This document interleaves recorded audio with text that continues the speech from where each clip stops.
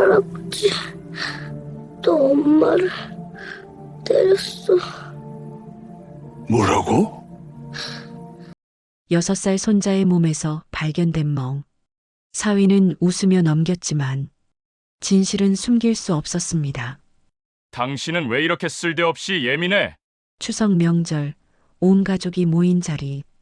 사위의 고함 소리가 식탁을 얼어붙게 만들었습니다. 지혜가 가정 교육을 어떻게 받았는지 기본도 안 돼 있어요. 딸은 고개를 숙인 채 눈물을 흘렸습니다. 10명이 넘는 친척들 앞에서 그렇게 공개적으로 모욕당하고 있었습니다. 저는 그 순간 알았습니다. 2년 전 딸의 재혼을 축복했던 그날이 얼마나 큰 실수였는지. 딸이 재혼한 지 2년이 지났습니다. 김철수 씨는 이제 겨우 마음을 놓을 수 있었습니다.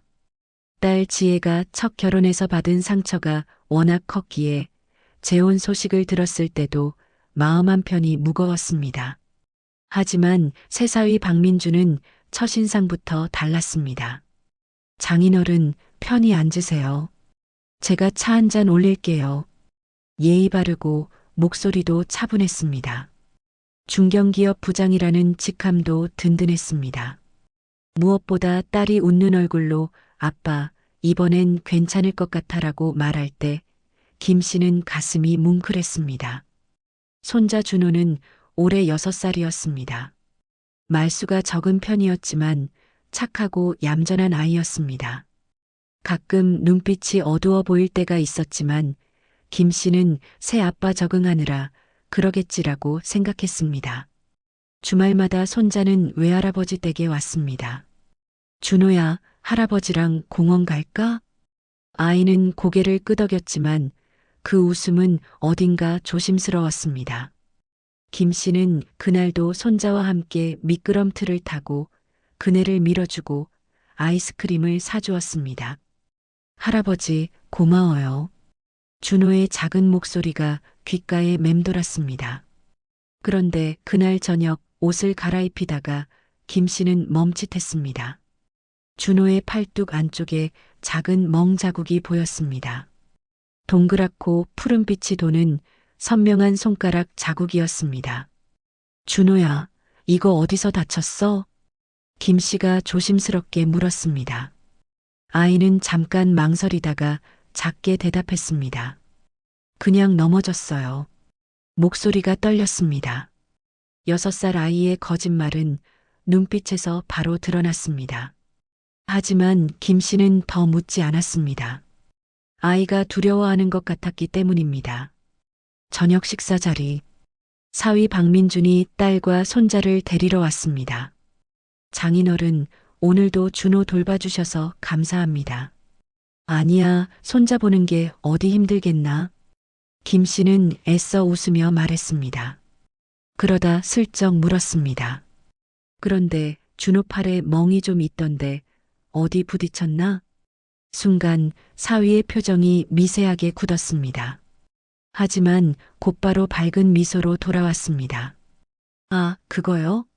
어린이집에서 친구들이랑 뛰어놀다가 그랬나 봐요. 요즘 애들이 얼마나 활발하게 노는지 아시잖아요. 자연스러운 설명이었습니다. 하지만 김 씨는 뭔가 걸렸습니다. 딸 지혜의 표정이었습니다. 딸은 아무 말도 하지 않고 그저 고개를 숙인 채 손자의 손을 꼭 잡고 있었습니다. 그래, 애들이 뛰어놀다 보면 그럴 수도 있지. 김 씨는 더 이상 묻지 않았습니다. 집으로 돌아가는 사위 가족의 뒷모습을 보며 김 씨는 현관문을 천천히 닫았습니다. 그런데 이상했습니다. 가슴 한쪽이 답답했습니다. 그날 밤 김 씨는 잠을 이루지 못했습니다. 손자의 떨리는 목소리, 딸의 침묵, 사위의 지나치게 자연스러운 미소. 기분 탓이겠지. 스스로에게 되뇌었지만 불안은 쉽게 가시지 않았습니다. 며칠 후 김 씨는 딸에게 전화를 걸었습니다. 지혜야, 요즘 어떻게 지내니? 응, 아빠. 잘 지내. 걱정 마. 딸의 목소리는 밝았지만 어딘가 힘이 없었습니다. 준호는? 애도 잘 지내. 어린이집도 잘 다니고. 그래, 혹시 힘든 일 있으면 언제든 말해. 아빠는 여기 있으니까. 응, 고마워, 아빠. 전화를 끊고 나서도 김 씨의 불안은 사라지지 않았습니다. 그리고 그 불안은 곧 현실이 되었습니다. 다음 주말, 손자 준호가 다시 할아버지 댁에 왔을 때 김 씨는 아이의 목덜미에서 또 다른 멍을 발견했습니다. 이번엔 더 크고 더 진했습니다. 준호야. 김 씨가 떨리는 목소리로 물으려 했지만 아이는 고개를 돌렸습니다. 할아버지, 아무것도 아니에요. 그 말투는 누군가에게 배운 것 같았습니다. 김 씨는 그날 확신했습니다. 이 집에 뭔가 있다. 하지만 어떻게 해야 할지 몰랐습니다. 딸의 재혼 생활을 망칠 수는 없었습니다. 사위는 겉으로 완벽했습니다. 증거도 없었습니다. 그저 할아버지의 직감만이 조용히 경고음을 울리고 있었습니다. 그로부터 2주 후 토요일 오후였습니다. 손자 준호는 할아버지 댁 거실 소파에서 낮잠을 자고 있었습니다. 김철수 씨는 부엌에서 저녁 준비를 하다가 거실 쪽에서 들려오는 작은 소리에 귀를 기울였습니다. 아이의 신음소리였습니다. 김 씨는 행주를 내려놓고 조용히 거실로 다가갔습니다. 준호는 눈을 감은 채 미세하게 몸을 떨고 있었습니다. 이마에는 식은땀이 맺혀 있었습니다. 아니야, 안 돼. 아이의 입술이 떨렸습니다. 김 씨는 아이 곁에 조용히 앉았습니다. 깨우려다가 멈췄습니다. 아이가 무슨 말을 하는지 듣고 싶었습니다. 할아버지, 준호의 작은 목소리가 새어나왔습니다. 그 아저씨 또 엄마 때렸어. 김 씨의 심장이 멎는 듯 했습니다. 엄마가 울었어. 나는 무서워서 숨었어. 아이의 눈꺼풀 아래로 눈물이 흘러내렸습니다. 바로 그 순간 현관문이 열렸습니다. 아버님, 저희 왔어요. 사위 박민준과 딸 지혜가 들어왔습니다. 김 씨는 황급히 손자를 바라보다가 천천히 고개를 들었습니다. 딸 지혜는 아들이 자고 있는 모습을 보더니 빠르게 다가왔습니다. 그런데 그 표정이 이상했습니다. 창백했습니다. 아빠 준호가 뭐라고? 지혜의 목소리는 떨리고 있었습니다. 김 씨가 대답하기도 전에 사위가 빠른 걸음으로 다가왔습니다. 준호야, 일어나. 사위가 아이의 어깨를 흔들었습니다. 준호는 화들짝 놀라 눈을 떴습니다. 그리고 사위를 보자마자 몸을 움츠렸습니다. 괜찮아, 괜찮아. 꿈 꿨구나. 사위는 부드러운 목소리로 말했지만 눈빛은 차가웠습니다. 김 씨가 입을 열었습니다. 준호가 잠꼬대를 했어. 그 아저씨가 엄마를 때렸다고. 순간 거실의 공기가 얼어붙었습니다. 사위의 표정이 굳었습니다. 하지만 금세 억지 웃음을 지었습니다.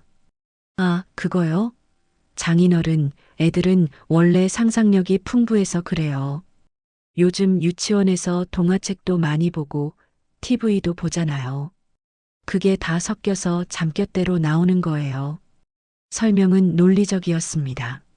하지만 딸 지혜의 표정은 달랐습니다. 딸은 입술을 깨물며 아무 말도 하지 않았습니다. 김 씨는 손자를 바라봤습니다. 준호는 고개를 숙인 채 작은 주먹으로 소파를 꽉 쥐고 있었습니다. 그래, 그럴 수도 있겠지. 김 씨는 더 이상 말하지 않았습니다. 하지만 가슴속에서 무언가 타오르고 있었습니다. 저녁 식사는 조용했습니다.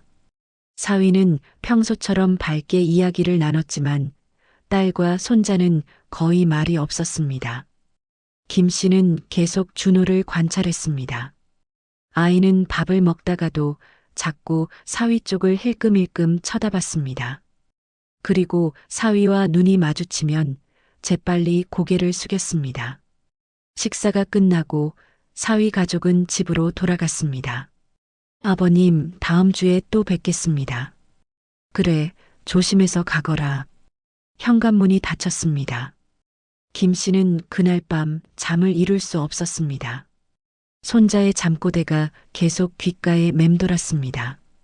그 아저씨 또 엄마 때렸어. 그 아저씨가 누구일까? 설마 사위인가? 아니면 정말 아이의 상상인가? 며칠 후 수요일 저녁이었습니다. 김 씨는 딸에게서 급한 전화를 받았습니다.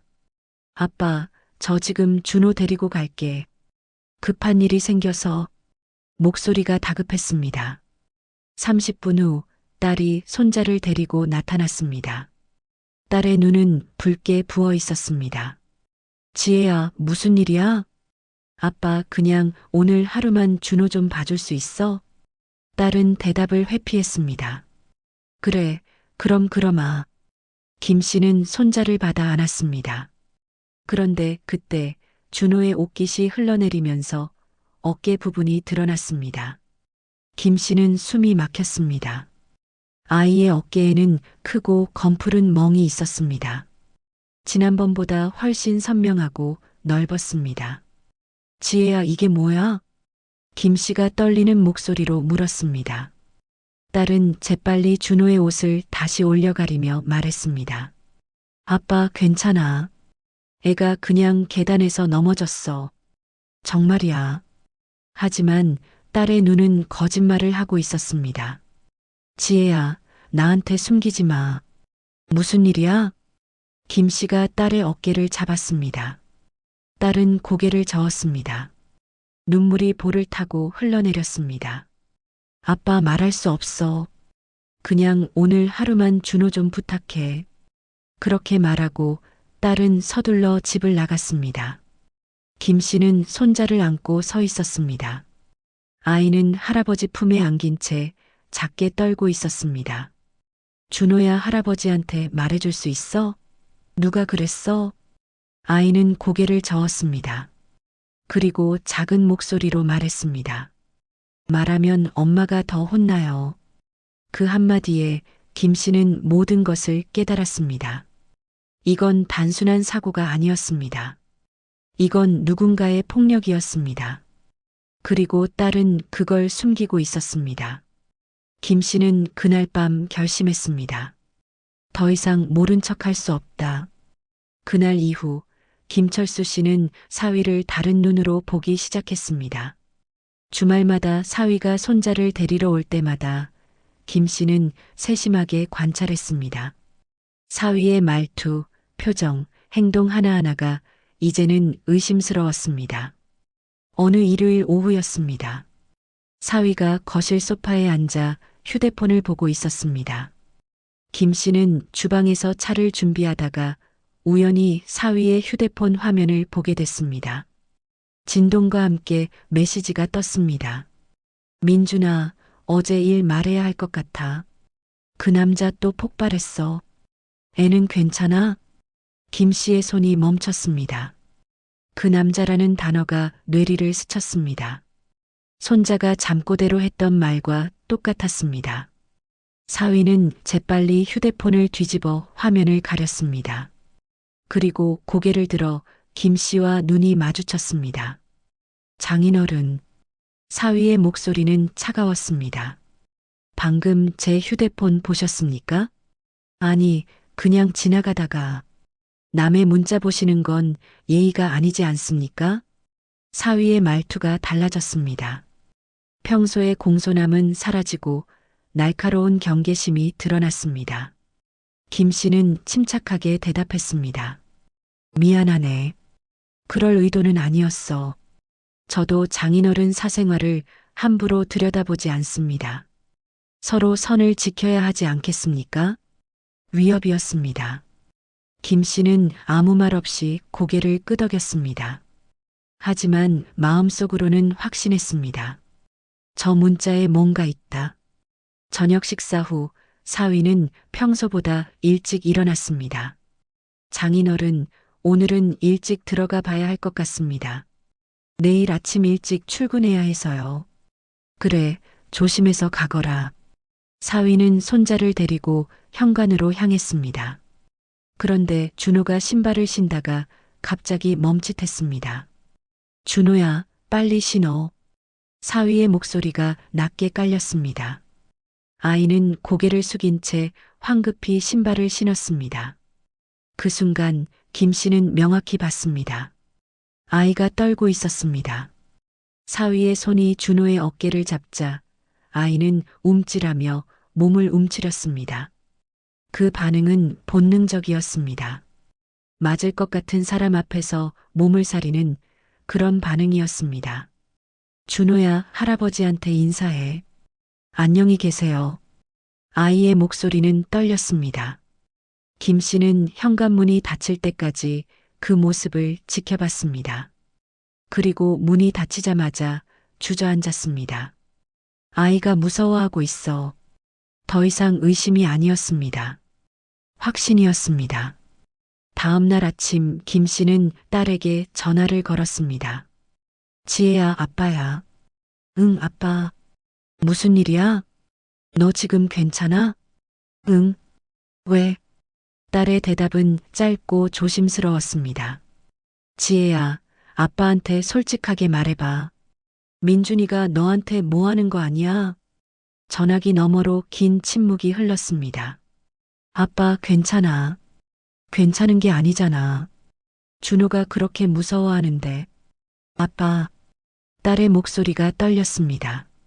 지금은 말할 수 없어. 그냥 조금만 기다려줘. 지혜야. 김 씨가 목소리를 높이려는 순간 전화가 끊겼습니다. 김 씨는 휴대폰을 내려다봤습니다. 무력감이 밀려왔습니다. 며칠 후 금요일 저녁이었습니다. 사위가 손자를 데리고 왔습니다. 평소보다 표정이 어두웠습니다. 장인어른, 오늘 준호 하루만 맡아주실 수 있으세요? 회사 일이 급하게 생겨서요. 그래, 물론이지. 사위는 손자를 놔두고 서둘러 나갔습니다. 김 씨는 손자와 함께 저녁을 먹었습니다. 아이는 밥을 거의 먹지 않았습니다. 준호야, 왜 안 먹어? 배 안 고파요. 김 씨는 아이의 얼굴을 자세히 봤습니다. 눈 밑에 다크서클이 있었고 입술은 바짝 말라 있었습니다. 준호야. 김 씨가 조심스럽게 물었습니다. 할아버지한테 말해줄 수 있어? 누가 너를 아프게 해? 아이는 고개를 저었습니다. 할아버지 말하면 엄마한테 나쁜 일 생겨요. 무슨 나쁜 일?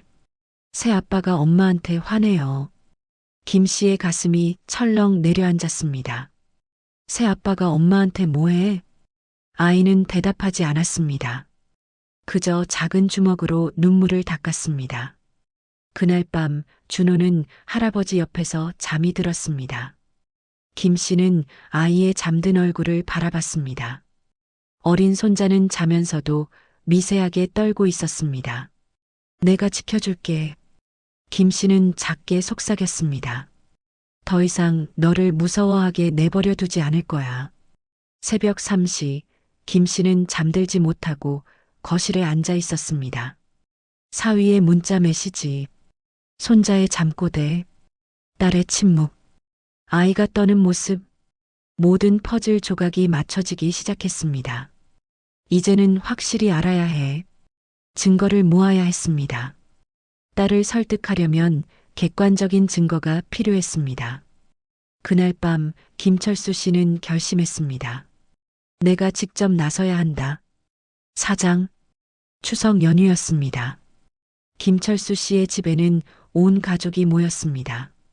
큰아들 가족, 작은아들 가족, 그리고 딸 지혜 가족까지. 오랜만에 북적이는 집안 분위기가 좋았습니다. 형님, 한잔 하시죠. 사위 박민주는 김 씨의 아들들에게도 예의 바르게 술을 권했습니다. 평소처럼 공손하고 말을 잘했습니다. 민준이는 역시 말을 잘하네. 큰아들이 웃으며 말했습니다. 형님들께 배워야죠. 사위는 겸손하게 대답했습니다. 식사가 시작되고 술잔이 오가기 시작했습니다. 분위기는 화기애애했습니다. 하지만 김 씨는 계속 사위를 관찰했습니다. 그리고 이상한 점을 발견했습니다. 술을 마실수록 사위의 눈빛이 달라졌습니다. 처음엔 부드럽던 눈빛이 점점 날카로워졌습니다. 웃음소리도 커졌고 말투도 거칠어졌습니다. 지혜야, 아버님 술 좀 따라드려. 사위가 딸에게 말했습니다. 목소리가 낮았습니다. 응. 딸은 재빨리 일어나 아버지께 술을 따랐습니다. 그런데 손이 떨렸습니다. 술이 잔 밖으로 조금 흘렀습니다. 아! 사위의 목소리가 날카롭게 터졌습니다. 제대로 못 따라? 정신 좀 차려. 순간 식탁이 조용해졌습니다. 김 씨의 아들들이 서로 눈치를 봤습니다. 아, 민준아. 괜찮아. 술이야 뭐. 김 씨가 웃으며 분위기를 풀려고 했습니다. 하지만 사위는 멈추지 않았습니다. 장인어른, 지혜가 요즘 너무 예민해요. 집에서도 맨날 이래요. 딸은 고개를 숙인 채 아무 말도 하지 못했습니다. 그래도 명절인데 그 정도는. 큰아들이 조심스럽게 말을 꺼냈습니다. 형님은 몰라요. 같이 살아보지 않으셨으니까. 사위의 말투가 점점 공격적으로 변했습니다. 지혜가 얼마나 신경질적인지, 집안일도 제대로 안 하고 애 교육도 엉망이고, 민준아 말을 그렇게 하면. 김 씨가 끼어들었습니다. 제가 뭘 잘못 말했나요? 사위가 김 씨를 똑바로 쳐다봤습니다. 사실을 말하는 건데요. 지혜 교육을 누가 잘못 시켰는지 모르겠지만 기본도 안 돼 있어요. 순간 김 씨의 얼굴이 굳었습니다. 그만해. 작은 아들이 사위의 어깨를 잡았습니다. 형부 술 취한 것 같으니까 그만 드시는 게 나요. 사위가 손을 뿌리쳤습니다. 다들 왜 이래요? 제가 뭘 잘못했어요? 제 아내가 문제인데 제가 말도 못해요? 딸 지혜는 눈물을 흘리며 자리에서 일어났습니다. 지혜야. 김 씨가 딸을 불렀지만 딸은 안방으로 들어가 버렸습니다. 봐요. 또 저렇게 도망가요. 사위가 비웃듯 말했습니다. 김 씨는 더 이상 참을 수 없었습니다. 민준아, 내가 지금 무슨 짓을 하는 거야? 김 씨가 일어서며 소리쳤습니다. 내 딸이 뭘 잘못했어? 내가 지금 명절날 사람들 앞에서 아내를 모욕하는 게 남편이 할 짓이야? 사위는 비틀거리며 일어섰습니다. 장인어른, 그게 문제예요. 사위의 목소리가 거칠어졌습니다. 장인어른이 자꾸 간섭하시니까 우리 결혼이 망가지는 거예요. 지혜가 맨날 친정만 의지하고 남편은 무시하고 다 장인어른 때문이에요. 뭐라고? 김 씨의 목소리가 떨렸습니다. 제발 좀 그만 간섭하세요. 우리 부부 일은 우리가 알아서 할게요. 사위는 그렇게 소리치고는 비틀거리며 현관으로 향했습니다. 민준아. 큰아들이 뒤쫓아갔지만 사위는 신발도 제대로 신지 않고 집을 나가버렸습니다. 거실은 침묵에 휩싸였습니다. 김 씨는 안방으로 향했습니다. 딸이 이불을 뒤집어 쓰고 울고 있었습니다. 지혜야. 김 씨가 딸의 어깨에 손을 얹었습니다. 아빠 미안해. 딸의 목소리는 흐느껴 나왔습니다. 무슨 소리야? 내가 왜 미안해? 다 내가 못나서 그래. 내가 잘못해서. 지혜야, 그건 내 잘못이 아니야. 김 씨는 딸을 안았습니다. 아빠. 딸은 김 씨의 품에 안긴 채 한참을 울었습니다. 손님들이 모두 돌아가고 밤이 깊었습니다. 딸은 아이를 데리고 친정에 남기로 했습니다. 지금 집에 못 가겠어, 아빠. 딸의 목소리는 떨렸습니다. 김 씨는 딸과 손자를 안방에 눕혔습니다. 그리고 거실로 나와 소파에 앉았습니다. 새벽 2시 딸이 거실로 나왔습니다. 아빠 자고 있었어? 아니, 안 자고 있었어. 딸은 아버지 옆에 앉았습니다. 한참을 침묵하다가 조용히 입을 열었습니다. 아빠 사실은 딸의 목소리가 떨렸습니다. 나 계속 무서웠어. 뭐가? 민준이가 결혼하고 나서 몇 달 지나니까 달라졌어. 처음엔 작은 것부터 시작했어. 내가 뭘 하면 잔소리하고 친구 만나는 것도 싫어하고 친정 오는 것도 눈치 주고. 딸은 눈물을 닦으며 말을 이었습니다. 그러다가 어느 날 화가 나면 물건을 던지기 시작했어. 벽을 치고 소리를 지르고. 나는 준호가 무서워할까봐 계속 참았어. 그냥 내가 잘하면 괜찮아질 줄 알았어. 김 씨의 주먹이 떨렸습니다. 그런데 아빠 요즘은 나도 무서워. 딸이 아버지를 바라봤습니다. 언제 폭발할지 모르겠어. 준호도 이제는 새 아빠를 무서워해. 김 씨는 딸을 꽉 안았습니다. 지혜야, 이제 괜찮아. 아빠가 여기 있어. 아빠, 더 이상 혼자 견디지 마. 아빠가 지켜줄게. 그날 밤 김철수 씨는 결심했습니다. 이제는 싸워야 한다. 나는 정말 못난 사람인 것 같았어. 그리고 딸이 손으로 얼굴을 가렸습니다. 준호 때문이었어. 준호가 안정적인 환경에서 자라야 한다고 생각했어. 새 아빠가 있는 게 좋을 거라고, 내가 참으면 괜찮아질 거라고 생각했어. 준호는 그걸 다 봤어? 응. 딸은 고개를 끄덕였습니다. 한 번은 민준이가 화나서 식탁을 엎었어. 준호가 그 옆에 서 있었는데 애가 너무 놀라서 다음 날 아침 딸의 고백은 계속되었습니다. 아빠, 더 말해야 할 게 있어. 딸 지혜는 식탁에 앉아 커피잔을 두 손으로 감싸 쥐었습니다. 민준이는 처음엔 정말 좋은 사람이었어. 다정하고 배려심 많고 준호한테도 잘해줬어.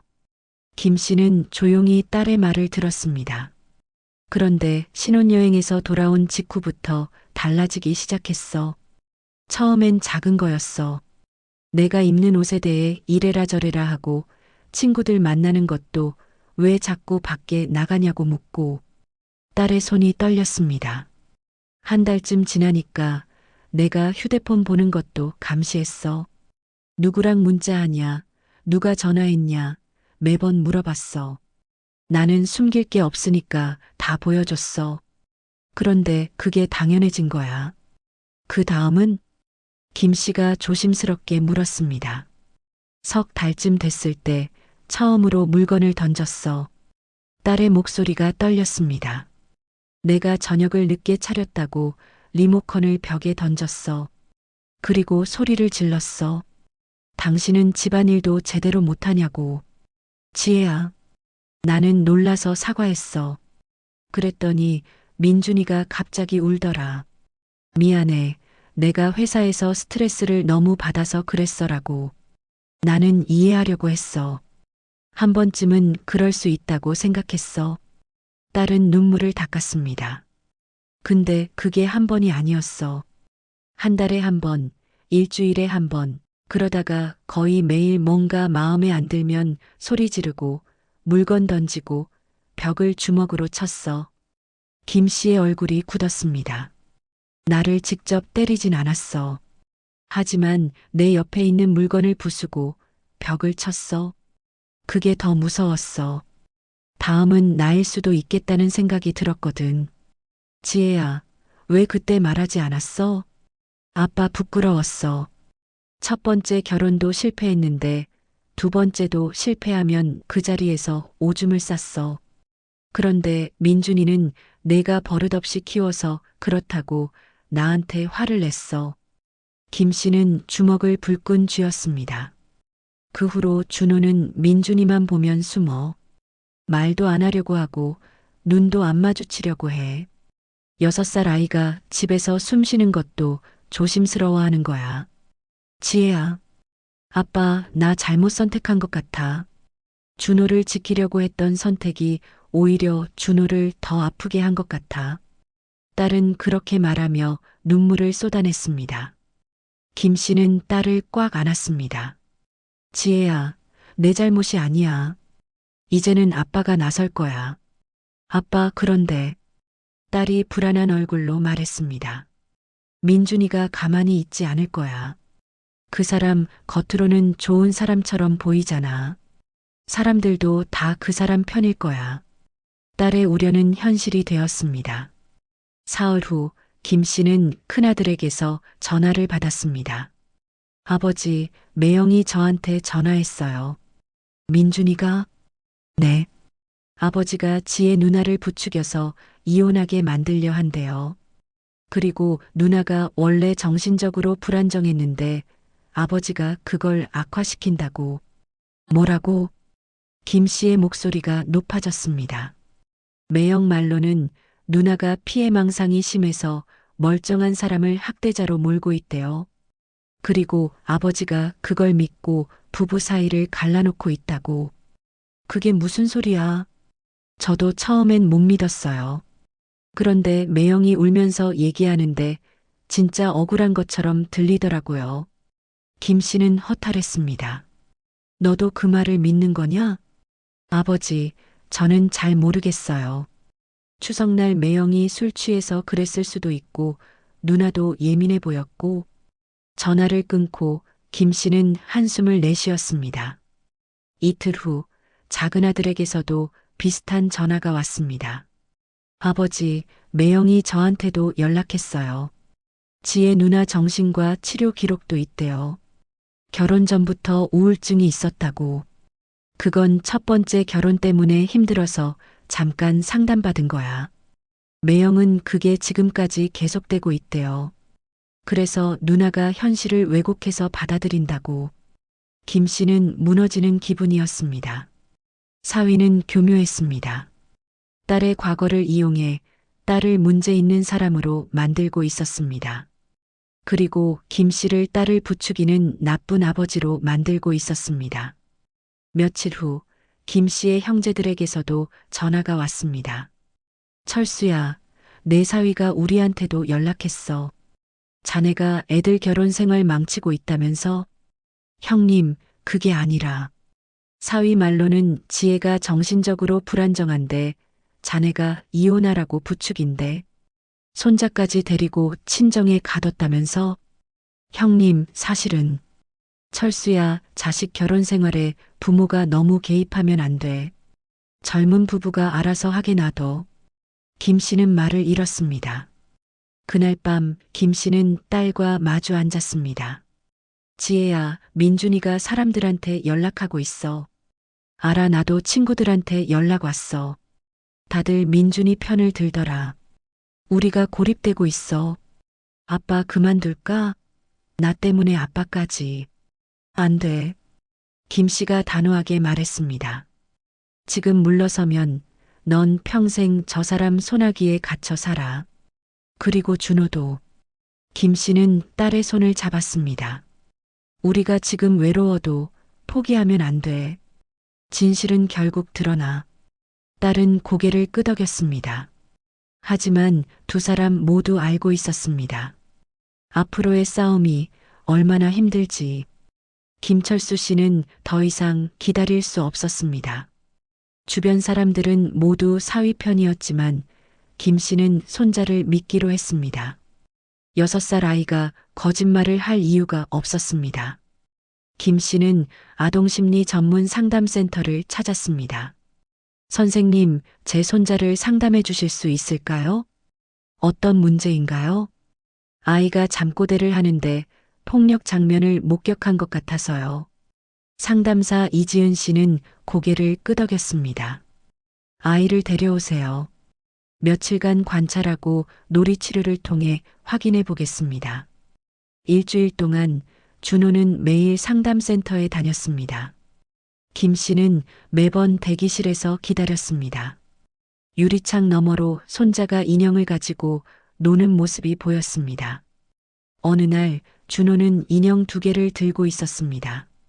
아빠 인형이 엄마 인형을 때려요. 상담사가 조심스럽게 물었습니다. 준호야, 누가 그러는 걸 봤어? 아이는 고개를 저었습니다. 아빠가 아니에요. 다른 아저씨예요. 다른 아저씨? 응, 무서운 아저씨 큰 소리로 엄마한테 화내고 엄마가 울었어요. 상담사는 메모를 하며 계속 물었습니다. 그 아저씨를 어디서 봤어? 이모네 집이요. 이모, 엄마가 데려간 이모네 집이요. 일주일간의 상담이 끝나고 김 씨는 상담사와 마주 앉았습니다. 아드님, 제가 확인한 바로는 상담사의 표정이 진지했습니다. 준호는 실제로 폭력 장면을 목격했습니다. 이건 상상이나 꾸며낸 이야기가 아닙니다. 그럼 누가 폭력을? 아이의 진술에 따르면 새 아빠가 데려간 이모네 집에서 무서운 아저씨가 엄마 같은 누군가를 때리는 걸 봤다고 합니다. 김 씨는 혼란스러웠습니다. 그게 무슨 뜻입니까?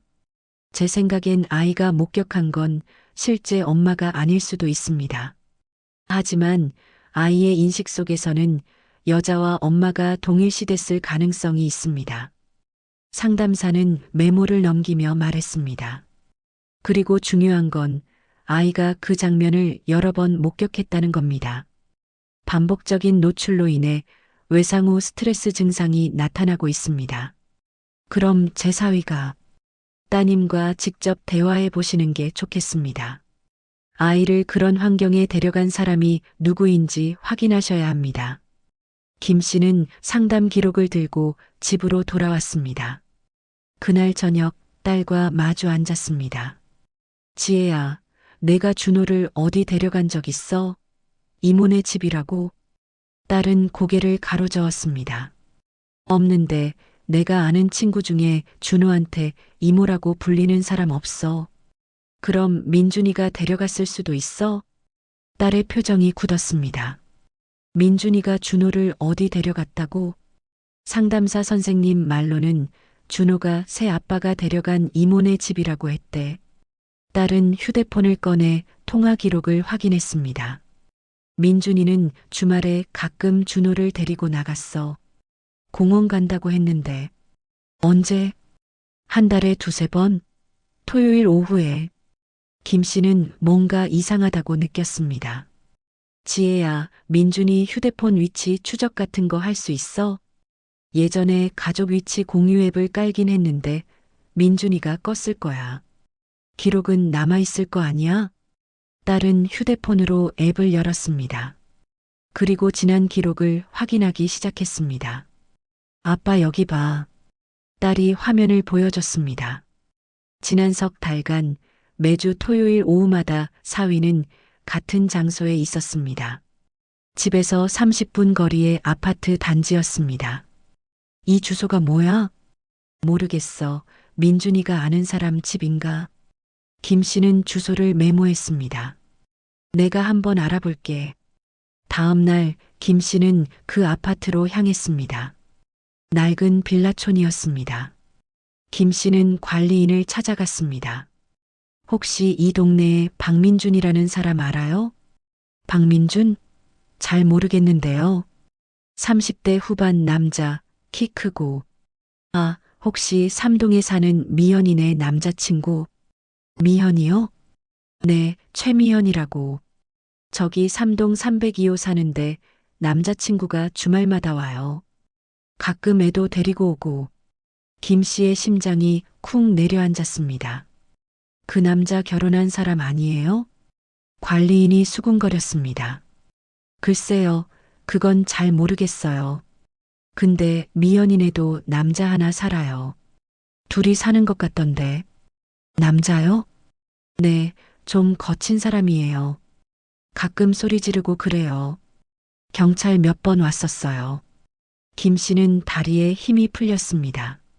모든 퍼즐이 맞춰지기 시작했습니다. 사위는 외도를 하고 있었습니다.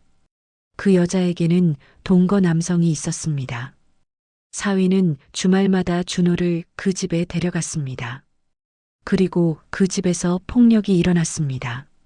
손자는 그걸 목격했습니다. 그 아저씨가 엄마 때렸어. 준호의 잠꼬대는 사위가 아니라 그 남자에 대한 것이었습니다. 김 씨는 주저앉아 머리를 감쌌습니다. 이 개자식이. 사위는 외도를 숨기기 위해 아이를 이용했습니다. 그리고 아이를 폭력 환경에 방치했습니다. 김 씨는 떨리는 손으로 휴대폰을 꺼냈습니다. 여보세요, 경찰서죠? 신고하려고요. 하지만 전화를 끊었습니다. 아니야, 증거가 더 필요해. 김 씨는 며칠간 그 빌라 앞에서 잠복했습니다. 그리고 토요일 오후 사위의 차가 나타났습니다. 사위는 한 여자와 함께 내렸습니다. 그리고 손을 잡고 건물 안으로 들어갔습니다. 김 씨는 휴대폰으로 사진을 찍었습니다. 30분 후 사위가 다시 나왔습니다. 이번엔 혼자였습니다. 김 씨는 차에 숨어 기다렸습니다. 1시간 후 건물에서 고함 소리가 들렸습니다. 나가, 당장 나가라고. 남자의 목소리였습니다. 곧이어 여자의 비명이 들렸습니다. 아! 김 씨는 재빨리 건물로 뛰어갔습니다. 302호 앞에서 소리가 들렸습니다. 김 씨는 문을 두드렸습니다. 경찰입니다. 문 여세요. 안에서 소리가 멈췄습니다. 잠시 후 문이 열렸습니다. 30대 남자가 인상을 쓰며 나왔습니다. 뭐야, 경찰? 여기서 폭력 신고 들어왔습니다. 김 씨는 거짓말을 했습니다. 뒤에서 여자가 나왔습니다. 얼굴에 멍이 들어 있었습니다. 괜찮으세요? 네, 괜찮아요. 여자는 떨며 대답했습니다. 김 씨는 확신했습니다. 준호가 이 장면을 봤습니다. 그리고 그 기억이 잠꼬대가 된 것입니다. 김 씨는 집으로 돌아와 딸에게 모든 걸 말했습니다. 딸은 그 자리에서 무너졌습니다. 민준이가 외도를, 그리고 준호를 그런 곳에? 지혜야, 이제 우리한테 증거가 있어. 김 씨는 딸의 어깨를 잡았습니다. 이제 반격할 시간이야. 김철수 씨는 변호사 사무실을 찾았습니다. 변호사님, 제 딸이 이혼하려고 합니다. 변호사 정수민 씨는 책상 너머로 김 씨를 바라봤습니다. 어떤 사유입니까? 사위의 외도, 그리고 아동학대 방임입니다. 김 씨는 준비한 서류를 꺼냈습니다. 사위가 외도 장소에 들어가는 사진, 빌라 관리인 증언, 아동심리 상담센터 기록, 손자 몸의 멍사진 날짜별 기록, 딸의 정서적 학대 일지. 변호사는 서류를 꼼꼼히 살펴봤습니다. 증거는 충분합니다. 하지만 더 필요한 게 있습니다. 뭡니까? 손자가 실제로 그 집에 반복적으로 노출됐다는 증거, 그리고 상대방 남성의 폭력 기록입니다. 어떻게 구하죠? 일단 경찰에 신고하세요. 아동복지법상 아동을 폭력 환경에 방치한 건 명백한 학대입니다. 김 씨는 고개를 끄덕였습니다. 그리고 혹시 어린이집이나 학교 상담 기록 있습니까? 확인해 보겠습니다. 다음 날 딸은 준호가 다니는 어린이집을 찾았습니다. 원장님, 준호가 최근에 어떤 행동 변화 보였나요? 원장은 상담 일지를 꺼냈습니다. 준호 어머니, 사실 제가 말씀드리려고 했어요. 준호가 최근 3개월간 행동이 많이 달라졌어요. 어떻게요? 친구들과 놀다가도 갑자기 숨거나 큰 소리만 나면 움찔하고, 한 번은 남자 선생님이 다가가자 울면서 구석으로 도망갔어요. 원장은 한숨을 내쉬었습니다. 그리고 그림 그리기 시간에 이런 그림을 그렸어요. 원장이 종이를 꺼냈습니다. 그림 속에는 큰 남자가 작은 여자를 때리고 있었습니다. 옆에는 작은 아이가 구석에 웅크리고 있었습니다. 딸은 그 그림을 보며 눈물을 흘렸습니다. 원장님, 이거 증거로 쓸 수 있을까요? 물론입니다. 필요하시면 상담 기록과 함께 제출하겠습니다. 며칠 후 김 씨는 빌라 이웃들을 찾아갔습니다. 혹시 3동 302호에서 폭력 사건 목격하신 적 있으세요? 아래층에 사는 노부부가 고개를 끄덕였습니다. 자주 들렸어요. 남자가 소리 지르고 여자가 비명 지르고 경찰도 몇 번 왔었어요. 혹시 어린 남자아이 본 적 있으세요? 네, 주말마다 남자가 애를 데리고 왔어요. 1시간 있다가 애만 놔두고 가더라고요. 그럼 집에서 또 싸우는 소리 들리고, 그거 증언해 주실 수 있으세요? 당연하죠. 그 어린애가 불쌍해서 어떻게 하나 했어요. 김 씨는 이웃들의 진술서를 받았습니다. 그리고 관할 경찰서를 찾아갔습니다. 신고하러 왔습니다. 제 사위가 손자를 폭력 환경에 방치했습니다. 경찰은 진술을 받고 증거를 검토했습니다. 일단 아동보호 전문기관에 연계하겠습니다. 그리고 사위분 조사가 필요합니다. 이틀 후 사위 박민주는 경찰서에 출석했습니다. 이게 무슨 일입니까? 사위는 황당하다는 표정이었습니다. 박민준 씨, 귀하가 미성년자인 의부사들을 반복적으로 폭력 환경에 노출시킨 사실을 확인했습니다. 무슨 소리입니까? 저는 준호한테 잘해줬습니다.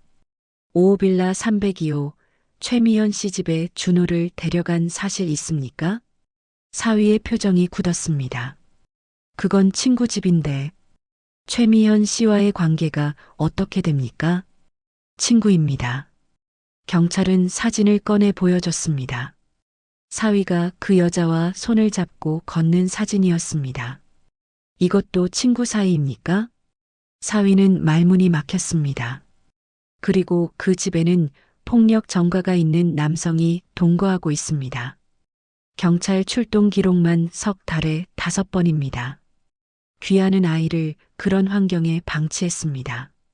저는 몰랐습니다. 몰랐다고요? 경찰은 어린이집 그림을 보여줬습니다. 아이가 그린 그림입니다. 아이는 분명히 폭력을 목격했습니다. 사위는 식은땀을 흘렸습니다. 그건 아이가 상상으로. 아동심리 전문가 소견서입니다. 상상이 아니라 실제 경험입니다. 사위는 아무 말도 하지 못했습니다. 경찰은 계속 압박했습니다. 박민준 씨, 귀하는 부정한 관계를 숨기기 위해 아이를 이용했고 아이를 위험한 환경에 방치했습니다. 이는 명백한 아동학대입니다. 아닙니다. 저는 아이를 때린 적 없습니다. 직접 때리지 않아도 폭력 환경에 방치한 것은 정서적 학대입니다. 사위는 고개를 떨구었습니다. 소식을 들은 사위의 회사에서도 연락이 왔습니다. 박 부장, 이게 사실입니까? 부장님 오해입니다. 외도에 아동학대까지? 우리 회사 이미지를 생각해 봤어요? 사위는 회사에서도 징계 절차에 들어갔습니다. 며칠 후 사위는 김 씨의 집 앞에 나타났습니다. 장인어른, 이게 무슨 짓입니까? 사위의 얼굴은 초췌했습니다. 제가 뭘 그렇게 잘못했습니까? 저도 사람인데 실수할 수도 있죠. 실수? 김 씨가 차갑게 말했습니다. 내 외도는 실수고 내 손자를 폭력 현장에 방치한 것도 실수야.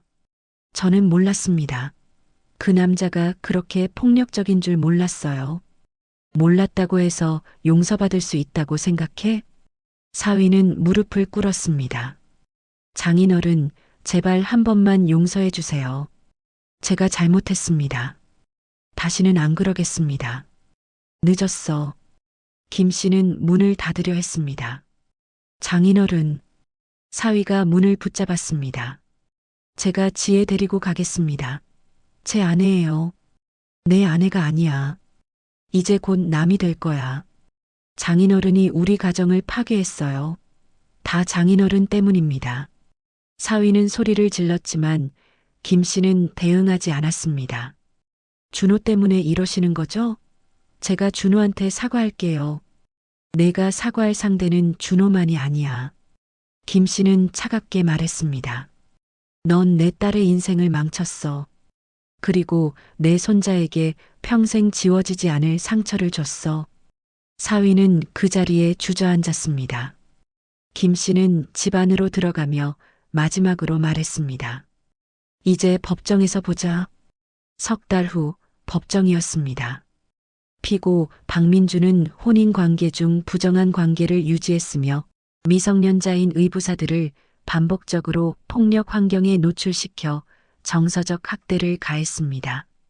판사의 목소리가 법정에 울려 퍼졌습니다. 또한 배우자에게 지속적인 정서적 학대를 가한 사실이 인정됩니다. 사위 박민주는 피고석에 고개를 숙이고 있었습니다. 더 이상 변명할 말이 없었습니다. 이에 본 법원은 원고 김지혜와 피고 박민준의 이혼을 인정하며 위자료 8천만 원을 피고가 원고에게 지급할 것을 명합니다.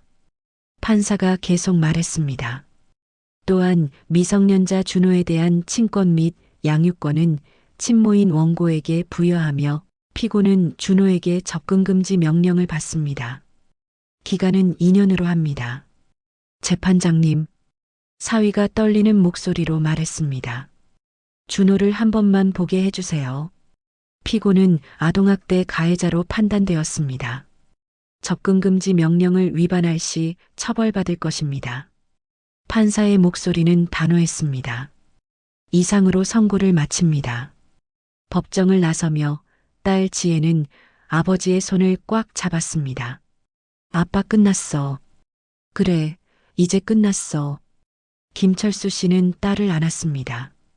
두 사람은 법원 밖으로 나왔습니다. 햇살이 따뜻했습니다. 아빠 고마워. 아빠가 아니었으면 나는 평생 그렇게 살았을 거야. 아니야, 내가 용기를 냈어. 아빠는 그냥 내 옆에 있었을 뿐이야. 딸은 눈물을 닦았습니다. 하지만 이번엔 슬픔의 눈물이 아니었습니다. 이제 준호한테 가자.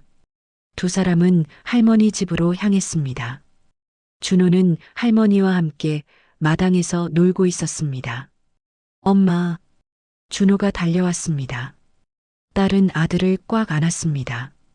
준호야, 이제 우리 셋이서 살 거야. 엄마랑 할아버지랑. 진짜? 응, 진짜. 준호는 환하게 웃었습니다. 오랜만에 보는 아이의 진짜 웃음이었습니다. 석 달이 더 지났습니다. 김 씨는 딸과 손자와 함께 작은 아파트로 이사했습니다. 새 출발이었습니다. 딸 지혜는 다시 직장을 구했습니다.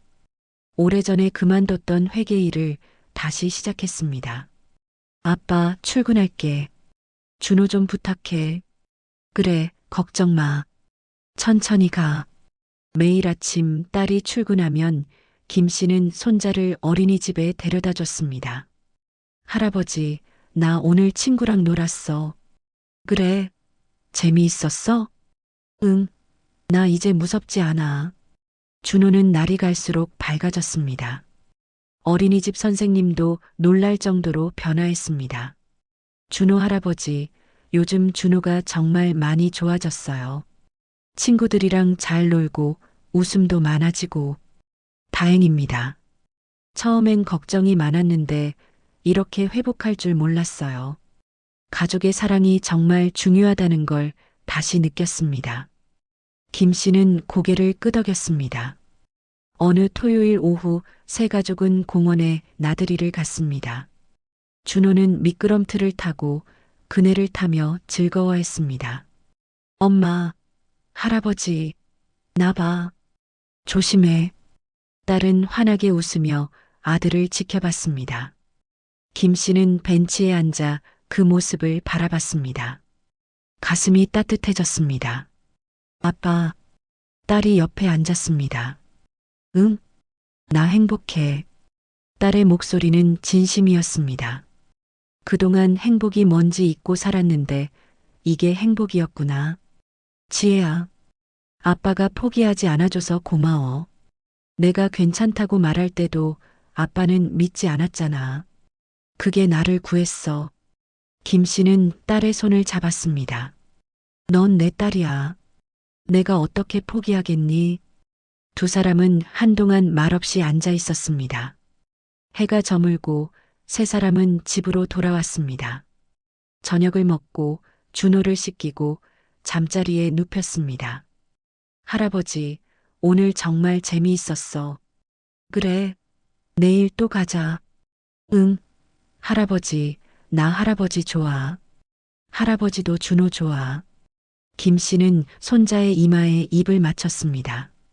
준호는 곧 잠이 들었습니다. 김 씨는 손자의 잠든 얼굴을 한참 바라봤습니다. 평온한 얼굴이었습니다. 더 이상 악몽을 꾸지 않는 얼굴이었습니다. 다음 날 아침, 준호가 눈을 뜨자마자 환하게 웃었습니다. 할아버지, 응, 일어났어? 할아버지, 나 좋은 꿈 꿨어. 김 씨는 손자를 안아 올렸습니다. 무슨 꿈? 우리 셋이서 바다에 갔어. 엄마도 웃고 할아버지도 웃고 나도 웃었어. 정말? 그럼 다음에 진짜 바다 갈까? 응. 준호는 신나게 대답했습니다. 김 씨는 손자를 안고 창밖을 바라봤습니다. 아침 햇살이 방 안으로 쏟아져 들어왔습니다. 따뜻했습니다. 김 씨는 조용히 생각했습니다. 이 아이를 지키기 위해 싸웠던 모든 순간이 옳았다. 주변 사람들이 오해했을 때도, 혼자 외로웠을 때도, 포기하고 싶었을 때도 그 모든 순간을 견딘 이유가 바로 여기 있었습니다. 손자의 환한 웃음, 딸의 평온한 얼굴, 그리고 다시 찾은 일상의 행복. 할아버지, 오늘 뭐 해? 음준호는 뭐 하고 싶어? 할아버지랑 놀고 싶어. 그래, 그럼 할아버지랑 놀자. 김철수 씨는 손자를 안고 웃었습니다. 긴 싸움이 끝났습니다. 그리고 새로운 시작이었습니다. 가족을 지키는 일은 쉽지 않습니다. 때로는 외롭고, 때로는 모두가 등을 돌리기도 합니다.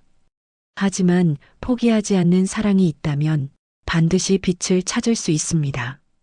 이 이야기가 누군가에게 작은 용기가 되었기를 바랍니다. 긴 시간 함께 해주셔서 감사합니다. 여러분의 가정에도 평온이 가득하길 기도합니다.